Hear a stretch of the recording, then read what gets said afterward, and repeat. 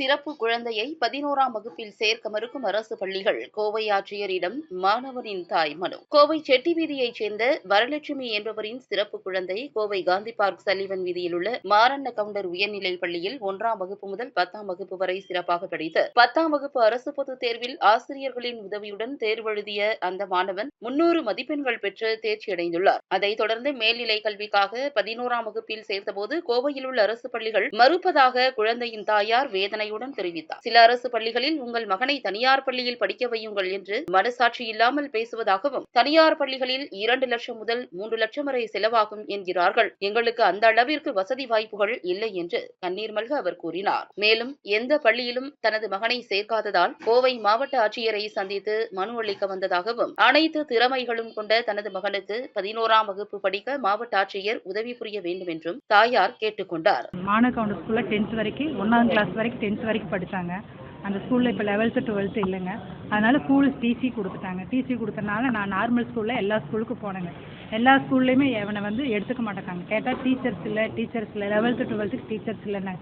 10th வரைக்கும் ஒரே ஸ்கூலில் போட்டேங்க. நல்லா படித்தாங்க. அந்த ஸ்கூலில் நல்ல ஸ்கூல், பேர் போன ஸ்கூல். அந்த ஸ்கூலை நல்லா பார்த்துக்கிட்டாங்க. இப்போ எந்த ஸ்கூலுக்கு போனாலும் ஆர்எஸ்புரம் அந்த ஸ்கூலுக்கு போனால் அங்கேயே எடுக்க மாட்டேன்ட்டாங்க. அதுக்கப்புறம் கோவைப்புதூரில் அந்த வாக்கியப்பல் அங்கேயும் போனால் அங்கேயும் எடுக்க மாட்டேன்ட்டாங்க. மணிக்குண்டில் போனேன், மணிக்குண்டு ஸ்கூல்லே எடுக்க மாட்டேன்ட்டாங்க. மேடு பக்கம் அந்த பக்கம் 2 ஸ்கூலுக்கு போனேங்க. அந்த ஸ்கூலுக்கு போனேன், அந்த ஸ்கூலுக்கு எடுக்க மாட்டேங்க. மூளை வளர்ச்சி கம்மினாலும் எந்த ஸ்கூலுமே ரெஸ்பான்ஸ் கொடுக்க மாட்டேங்காங்க. கேட்டால் டீச்சர்ஸ் வரல. இந்த மாதிரி குழந்தைகளுக்கு ஸ்கூலுக்கு இங்கே அவாய்ட் பண்ணுறாங்க. மார்க் 300 மார்க் 10th 300 மார்க் எடுத்திருக்காங்க. ஸ்கூலுக்குலாம் நல்லா போகிறாங்க. எல்லாமே அவனுக்கு புரியுது. எழுதுறது எல்லா ஆல்பபெட்ஸ் எல்லாமே புரியுதுங்க. எல்லாமே பண்ணுறான். அதனால் நான் ஒரு +1 படிக்க வைக்கலான்னு நினைக்கிறேன். ஸ்கூலுக்குள்ளே தட்டுறேன், கதவை தட்டுறேன், யாரும் ரெஸ்பான்ஸ் கொடுக்க மாட்டேங்கிறீங்க. ஆமாம் சார். டீச்சர் அதே மாதிரி வாடகை வீட்டில் நான் இருக்கிறேன். வாடகை வீட்லேயே இந்த மாதிரி குழந்தைகளுக்கு வீடு விட மாட்டேங்காங்க. நானும் கலெக்டருக்கு மனு கொடுத்துருக்கேன், எழுதி போட்டிருக்கேன், நிறையா பண்ணியிருக்கேன். வாடகைக்கு இருக்கிற கத்துனா பையன் கத்துறான்னு சொல்கிறாங்க. என்னால் இவனை விட்டுட்டு வேலைக்கு போகணும். நான் வேலைக்கு போனால் தான் நான் சாப்பிட முடியும் சூழ்நிலை. இப்போ 3 நாள் நான் ஸ்கூலுக்காக அலைஞ்சிட்ருக்கேங்க. டெய்லி அலைஞ்சிட்ருக்கேங்க. எப்போ தருவீங்க? இல்லை, வாடகை வீட்டில் தான் இருக்கும். வாடகை வீட்லேயும் நான் கஷ்டப்படுறேங்க. வாடகையே கொடுக்க முடியல. இந்த அவரு ஹஸ்பண்டு தண்ணீடிக்கிறனால அவரு குடும்பத்தை பார்க்க முடியாது. கஷ்டப்படுறேங்க.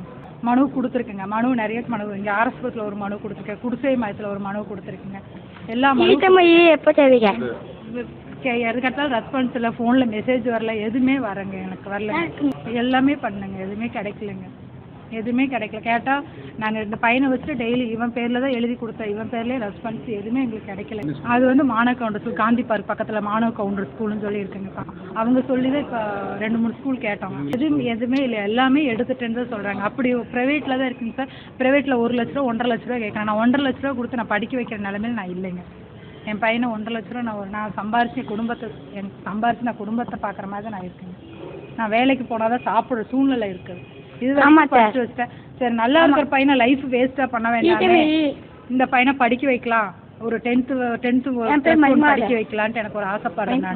நான் பார்ப்பாங்க படிக்க வைக்கலாம் ஆசைப்படுறேன். ஆனால் எந்தமே டீச்சர்ஸ் இல்லை. அப்போ ஊனமற்றவங்க படிக்கிறதுக்கு என்ன கவர்மெண்ட் உதவி என்ன பண்ணுது? கவர்மெண்ட்டில் உதவி இருக்கா இல்லையா?